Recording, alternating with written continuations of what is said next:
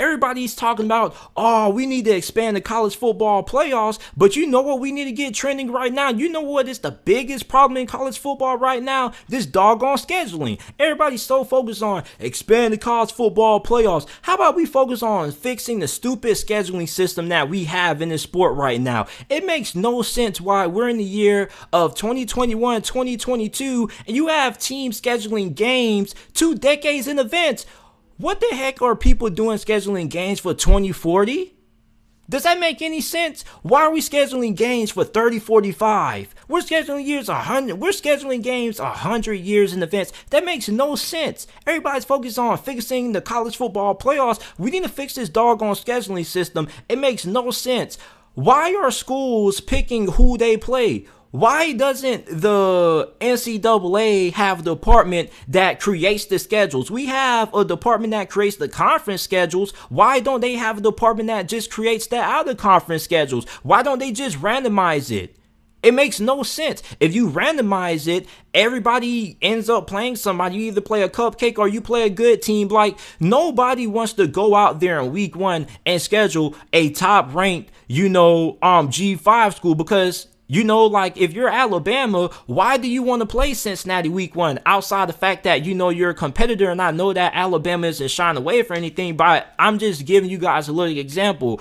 Why would I want to schedule a top ranked G5 school and end up risking my season? Because if I beat them, I don't really gain that much from them. And if I lose to them, I have everything to lose. I have everything to lose and nothing to gain. That's why the scheduling in college football has to be fixed. I believe that I was watching a video. I was watching a preview of Alabama and Cincinnati on Mark Rogers' channel. Make sure you go ahead and check out his channel. He's kind of like the godfather of college football on YouTube. I've been watching him for like over 6-7 years now.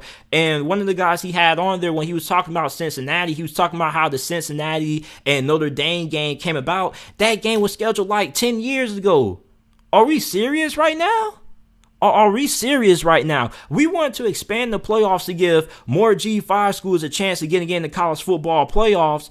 But how about we go ahead and fix the scheduling so these G5 schools that are actually good can schedule some quality opponents and they don't have to wait 10 or 100 years in advance to play a good quality team? How about that? We're so focused on the wrong problems. We're focused on the wrong issues. The playoffs is not the problem in college football. The problem is this stupid scheduling, and it needs to be fixed. Instead of having Alabama opening this season against, a Division II school and Whoville University, instead of allowing Alabama to play schools like Duke to open their season, or allow them to play the Grinches of Whoville University to open up their season, how about we just have a department in the NCAA Athletic Association? We just have a little department that just picks who these schools play, and it's just random, like how the NFL does their scheduling.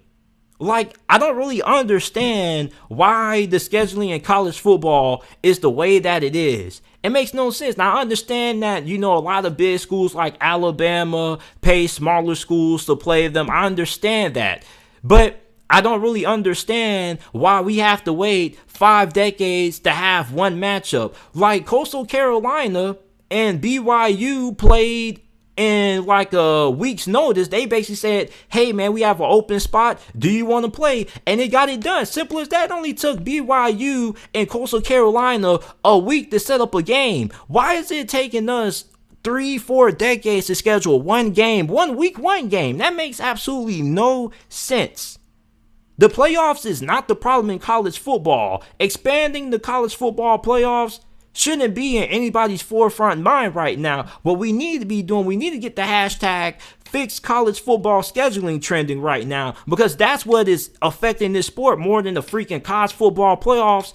That's not the issue. If you fix scheduling, then you give G5 schools a better opportunity of getting in, because if they're good and they're like a Cincinnati, they can beat some of these quality teams, then they're going to boost up their resume, because now they don't have to wait years in advance to finally get a chance of trying to play the big boys to improve their resume.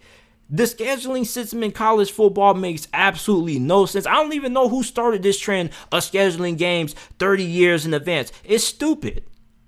Why can't we just go ahead and say, hey man, do you want to play next year? Yes, and go ahead and set it up.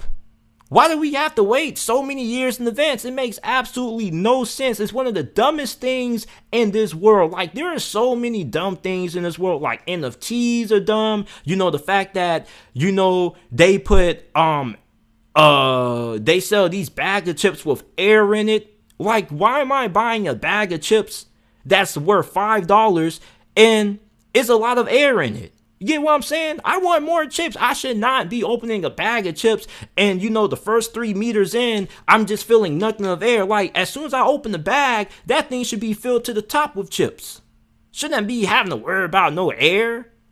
And college football scheduling is one of the stupidest things in this world right now that needs to be fixed. Everybody's so focused on expand the college football playoffs and you're going to fix the sport. We need to fix the sport by first starting off with fixing the scheduling. And just go ahead and make a little department in the athletic community that just goes ahead and they assemble the scheduling. Or maybe, you know, you have like a little classic, like college basketball does this. Like, you have like a Big 12 versus SEC little thing going on. Like, do that, you know, have like the MAC conference versus the American, or the American versus the Big 12, you know, have like a SEC versus ACC challenge or kickoff classic or something like that. Like, let's stop this nonsense of scheduling games 100 years in advance, because it's stupid and it's hurting the sport and it needs to be changed. So you guys let me know how you guys feel about the college football scheduling. How would you guys change it? What changes need to be made? Let me know what you guys would do to fix this problem, because quite frankly, I don't really understand why it takes so long to get games set up. Like, BYU and Cincinnati literally played in 1 week. They set the game up. They came to the agreement. They had ESPN there. Everybody's going to talk about some, well, JT, you have to think about, you know, the television broadcasting, you know, schedule, like how they going to schedule around the game and whatnot. Like, ESPN was there when BYU and Coastal Carolina played. It was one of the biggest games of the year. If it's a big game going on, it's going to get set up. And it's not like it's going to be on short notice. Like, if you schedule a game like a year in advance, okay, ESPN should have more than enough time, or Fox should have more than enough time to go ahead and get a crew set up for that game. You don't really need 10 or 100 years to have a crew set up for a game. All it really should do is, it should be like that. So you guys let me know how you guys feel about this. Make sure that you guys go ahead, like the video, and subscribe to the channel if you are listening to this on YouTube.